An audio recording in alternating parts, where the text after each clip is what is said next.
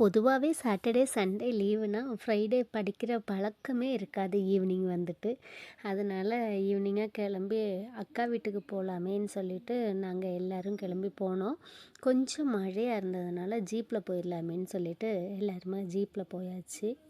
அக்கா வீடு வந்து நம்ம வீட்ல இருந்து டவுன் எல்லாம் கழிஞ்சு ஒரு காட்டு பாதையிலேயே போகிற மாரி இருக்கும். ஆனா, அங்கேயுமே பார்த்தீங்கன்னா ஹோம் ஸ்டே, கேம்பிங்கு அந்த மாதிரி நிறைய கெஸ்ட்டுங்களுக்கு சௌகரியம் இருக்குது.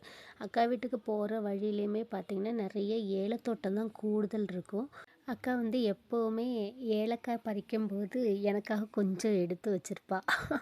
வீட்டுக்கு கொண்டு போகிறதுக்காக அதையும் வாங்கிட்டு வந்துடுவேன். அப்புறம் என்ன சாதனம் இருந்தாலும் கொஞ்சம் கொஞ்சம் எனக்காக எடுத்து வச்சுருப்பா. அதையும் வாங்கிட்டு வந்துடுவேன். அங்கே போனால் எங்கள் அணுக்குட்டி யூனிஃபார்ம் கூட மாறாமல் இருந்தா. என்னன்னு கேட்டப்போ அவளுக்கு கொஞ்சம் காய்ச்சல் மாதிரி தெரிஞ்சிச்சு.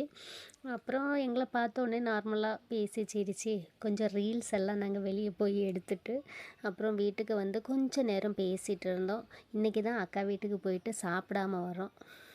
ஏன்னா ஜியோன் வந்துட்டு ஆருஷ் கூட அம்மா வீட்டில் இருக்கணும்னு சொல்லிட்டான். அப்போது அம்மாவும் அங்கே சமைச்சு வச்சிடுறேன்னு சொல்லிட்டாங்க. அதனால் அக்கா வீட்டில் வந்து சாயை மட்டும் குடிச்சிட்டு கொஞ்ச நேரம் உட்காந்து பேசிகிட்டு இருந்தோம். எப்போவுமே அங்கே உட்காந்து பேசினா ரனிஷாட்டம் வரவே மாட்டாங்க.